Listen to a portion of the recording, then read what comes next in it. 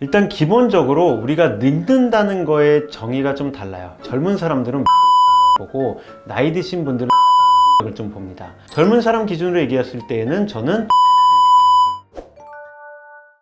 원장님 저 30대 넘으니까 너무 피곤하고 얼굴도 막 흘러내리는 것 같아요. 지금 너무한 거 아니에요? 제 앞에서? 아니 무슨 30대 넘었다고 말도 안 나오네. 화가 나갖고. 인간은 왜 늙는 거예요? 안 늙을 수는 없나요? 안 늙을 수 있습니다 라고 얘기하면 얼마나 좋겠습니까? 저도 그 방법을 알고 싶습니다. 노화를 막을 수는 없어도 우리가 좀 천천히 늙을 수는 있지 않을까요? 안녕하세요. 제일 이쁜 느낌을 추구하는 원장 이용석입니다.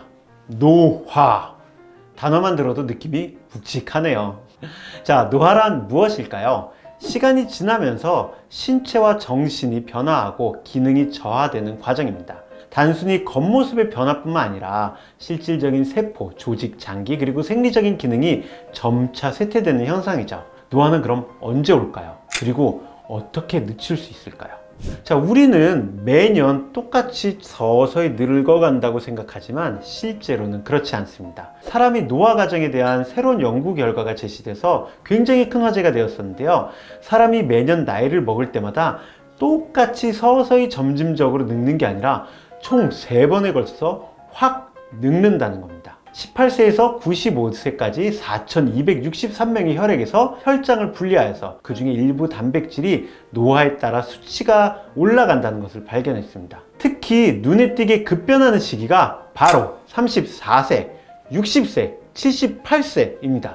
그러면은 우리는 34세, 60세, 78세의 나이만 특별히 조심하면 될까요? 솔직히 그 노화가 쌓이다 그 나이 때 훅훅 변하는 건 아닐까 생각이 됩니다. 노화의 진행 같은 경우는 당연히 개인차가 있어요. 근데 일반적으로는 20대 후반, 30대 초반부터 노화가 시작된다고 보시면 됩니다. 자, 노화의 원인으로는 여러 가지 생물학적 요인이 복합적으로 작용한다고 보시면 됩니다. 일단 세포 및 또는 유전적 요인이 있는데요.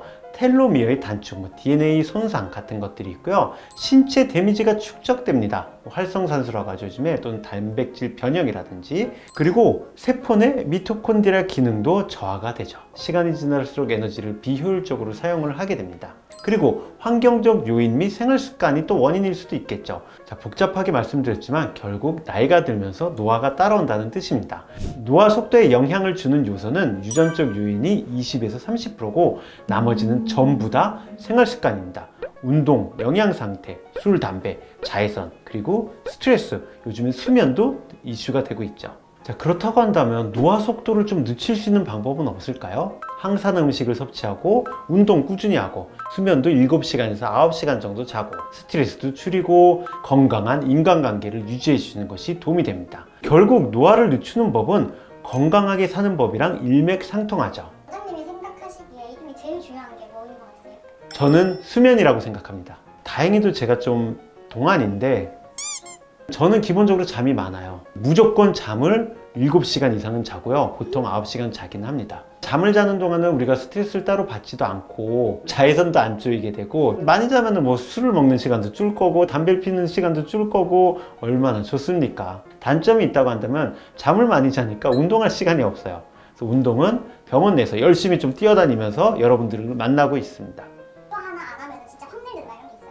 일단 기본적으로 우리가 늙는다는 거에 정의가 좀 달라요. 젊은 사람들은 외모를 많이 보고 나이 드신 분들은 인지 능력을 좀 봅니다. 젊은 사람 기준으로 얘기했을 때에는 저는 자외선 차단제를 추천드립니다. 자외선 차단제를 안 바르게 되면 어느 순간 갑자기 피부가 광노로 인해서 확 늙어져요. 나이 드신 분들 같은 경우는 인지 능력을 위해 가지고 계속적으로 새로운 거에 대한 도전을 멈추지 않는 걸 추천드립니다. 젊게 살려면 운동을 계속 하라고 하잖아요. 근데 막 운동을 엄청 많이 하는 사람 보면 막 노화가 오죠. 그러니까 내 몸에 안 맞는 과한 운동은 관절통만 일으킬 뿐이고 좋은 게 없어요.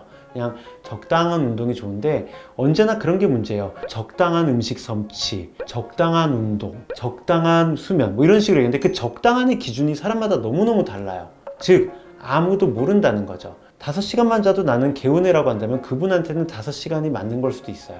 나한테 맞는 걸 찾을 필요가 있다고 생각합니다. 자, 아무래도 제가 피부 미용 쪽을 하다 보니까 피부 쪽에 대해서 한번 설명을 드리겠습니다. 피부 노화 중 제일 신경 쓰이는 게 탄력 저하죠. 즉 피부의 처짐입니다. 자, 첫 번째는 가슴이 아프게도 유전적인 요인이 제일 큽니다. 타고난 탄력이죠. 피부가 얇고 잘 늘어날수록 탄력이 떨어지게 됩니다. 그리고 두 번째는 중력인데요. 얼굴에 살이 많다면 중력의 영향을 더 많이 받을 수도 있습니다. 그럼 그냥 살 빼면 낮춰지는 거예요? 그건 아니고 실제로 살이 쪘다 빠졌다를 반복하신 분들이 피부 처짐이 좀 더 많아요. 바람 빠진 풍선을 생각해 보시면 돼요. 처음에 타이트했던 풍선인데 바람을 크게 불었다가 빼면 어떻게 되죠? 쭈글쭈글하죠. 피부 탄력이 따라오지 않고 살만 뺄 경우에는 우리가 원하는 모습이 아니라 오히려 더 처져 보일 수가 있습니다. 그럴 때는 탄력을 높이는 시술을 추천드립니다. 그리고 슬프게도 여성분들의 경우 폐경이 또 굉장히 피부 처짐에 안 좋은 요인입니다. 폐경 후 첫 5년 동안 피부 콜라겐이 약 30%가 급격히 감소한다는 보고도 있습니다. 그리고 환경적 요인이 있죠. 자외선 건조함, 수면 부족, 스트레스, 흡연 음주 및 당 섭취 같은 게 있는데요. 환경적 요인 같은 경우에는 잘 먹고 잘 자고 잘 바르고 노력하면 어느 정도 처짐을 늦출 수 있는데요. 어느 순간 생활 습관 개선이나 예방만으로는 부족한 때가 옵니다.